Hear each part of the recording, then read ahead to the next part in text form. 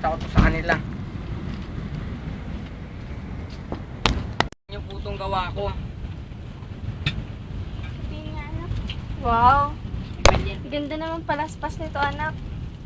Hindi po yan palaspas, Nay. Parol po yan. Ah? Parol? Opo. Sige, sabit na lang natin. Dali, anak. Ipakita mo muna to sa ama mo. Andiyan na yata siya. Sige na. Oh, tinan mo gawa na anak mo. Ano to, anak? Palaspas? Hindi po Ganda naman, Hindi po yan palaspas, Tay. Parol po yan. Ah, parol ba? O, sabit mo na. Sige. Kumain ka na, alam kong gutom ka.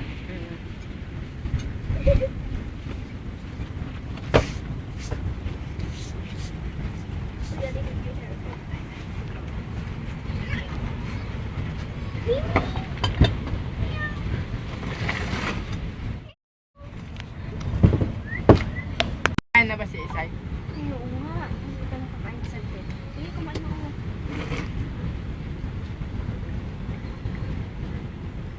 Sige ba sa akin?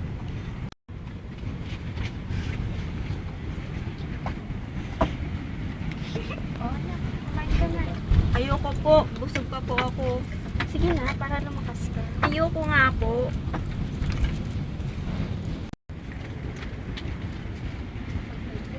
Anong tingin mo sa ginawa ko? Palaspas, kuya. Ay, bayaan mo na. Matawad, Isay, kung wala akong magawa sa sakit mo. Nagiging pabigat pa ako sa inyo, kuya. Hindi, kapatid kita. Huwag kang nga mag-isip ng ganyan. Gagawaan ko yan ng paraan. At kuya. Isay! Isay! Itay! Inay! Si Isay! Bakit? Ano nangyari? Na paano? Ano nangyari? Inano mo kapatid mo?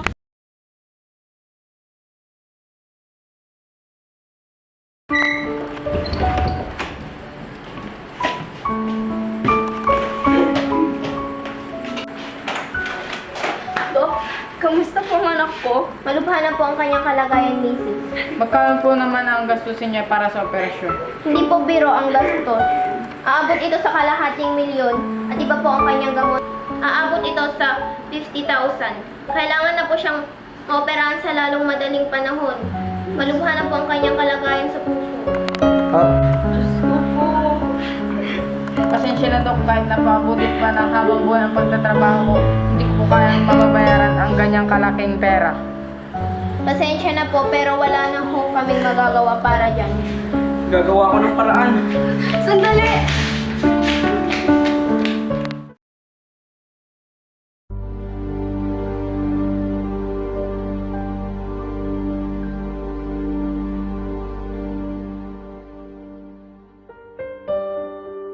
Teka, parang alam ko na ito. Sa una ka lang maganda, pero pagkatapos nun ay maging aswang ka at kakainin mo ang mga laman loob ko. Ew! Kadiri ka naman. Hindi naman ako ganun, no? Nandito ako para tulungan ka, Picolino. Kilala mo ako? Oo, isa kang batang may mabuting puso. Ako nga pala si Jara, isang diwata. Dahil sa kabutihang loob mo, bibigyan kita ng isang kahilingan. Talaga? Maraming salamat po. Pero may isa akong kondisyon para matupad ang iyong kahilingan. Kahit ano po yun, gagawin ko. Kapit na ang Pasko, kaya ang gusto kong gawin mo, magdala ka ng kapayapaan sa mga lugar na may kaguluhan. Ano? Pupunta tayo sa Libya? Hindi, wala akong passport. Isang lugar lang dito sa Pilipinas. Saan naman yun? Sa Cotabato, halika sumama ka.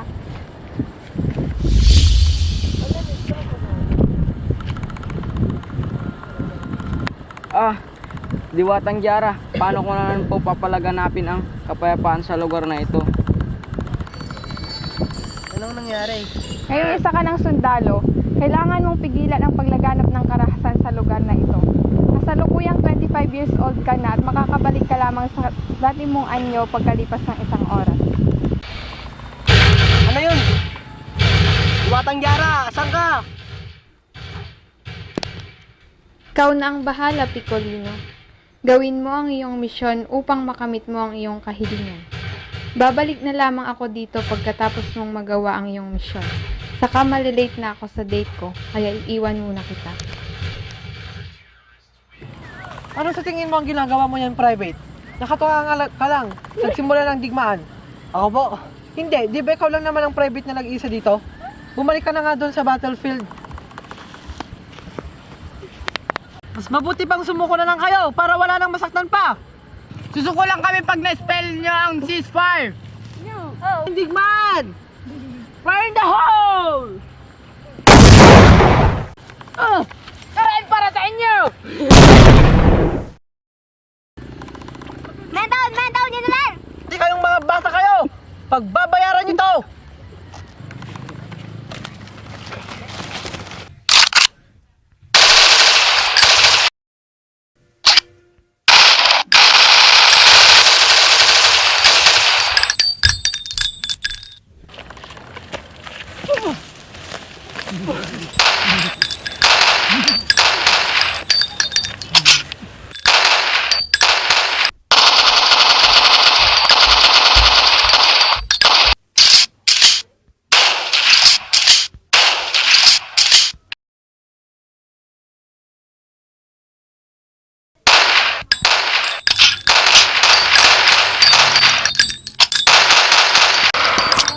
Naku, wala na tayong bala, boss. Pati ako, wala na rin. Anong gagawin natin? Arrow ammunition! Need ammo! Need ammo! Wala na tayong bala, General! Botcha! Double deck! Paano na yan? Wala na kaming bala, General! Likewise! Wala na rin kaming bala! Sunto ka na lang! Sugod!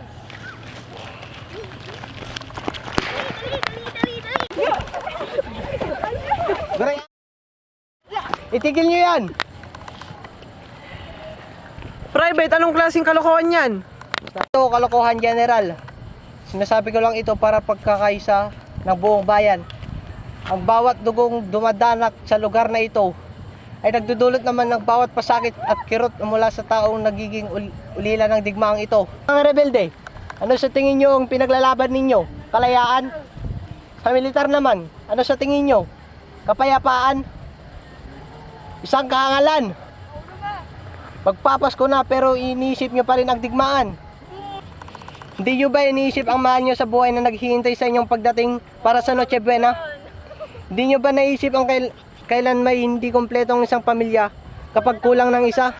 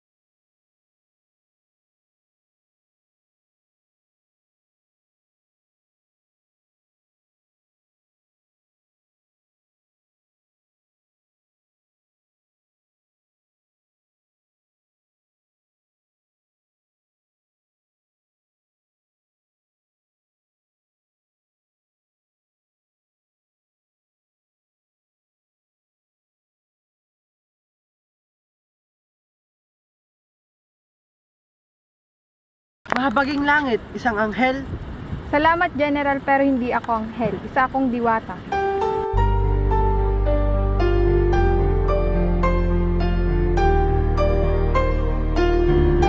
Makakalimutan nila ang lahat tungkol sa'yo, pero kailanman hindi nila makakalimutan ang namuong pakakaisa at kapayapaan sa lugar na ito.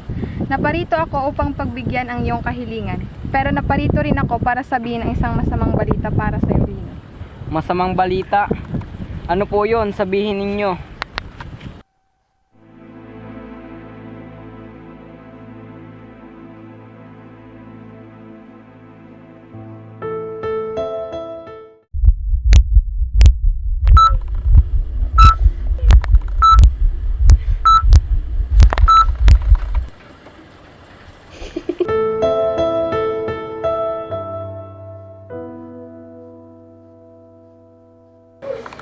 Inay!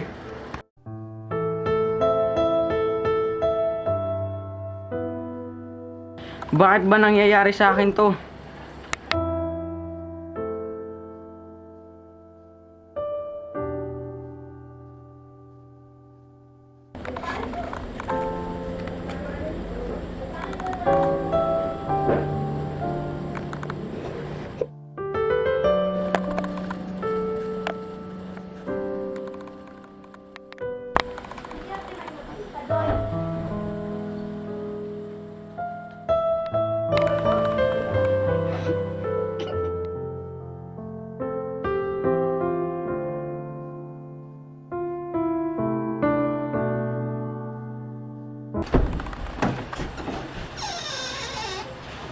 Tagumpay po ang operasyon ng iyong misis at ang heart transplant po. Talaga po. Maraming salamat po. Maraming salamat po. Walang anuman, mister, at Merry Christmas.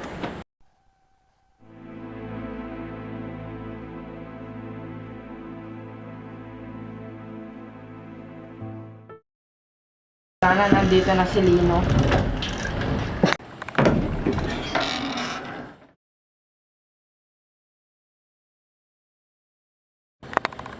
Anong nangyari sa inyo, Nay? Huwag mo kong intindihan na konting gasgas lang to. May mabuti kaming balita sa'yo. Magaling ka na, Isay. May isa pang mabuting balita, Isay. Tignan mo, nanalo tayo sa loto. Talaga po, Tay? Tay, nasan po si Kuya Lino? Anak, nasabi ko na bang 100 milyon ang napanulan natin sa loto? Ang dami naman po ito, Tay. Pero nasan po si Kuya Lino? Isay, nasabi ko na ba sa'yo na nanalo tayo sa loto? Asan po si Kuya? Si Manong?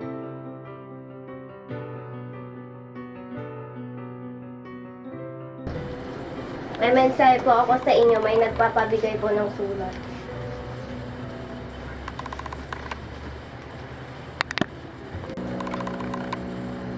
Ay, nako.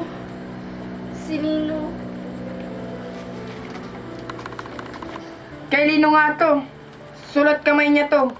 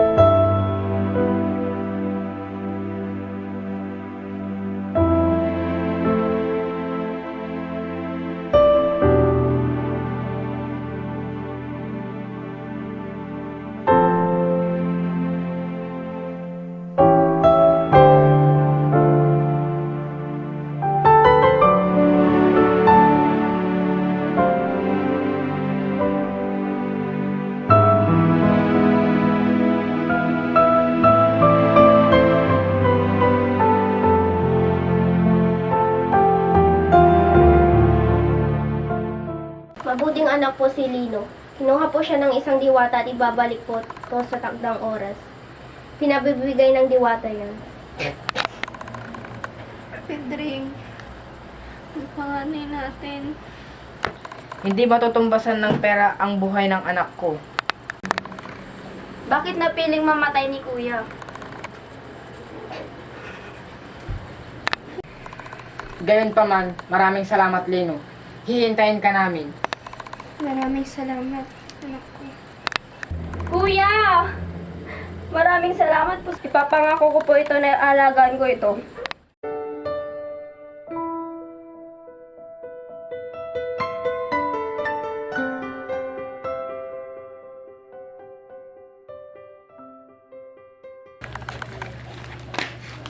Ako ba, Evan? Ako ba, Nani? Yes! Tapos ko na. Papakita ko to sa kanila.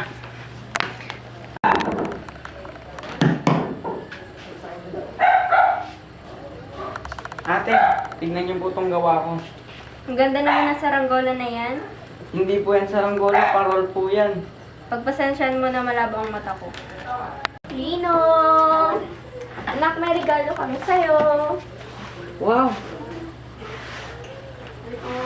Ang ganda naman po niyan. Oh, naman. Maraming salamat po.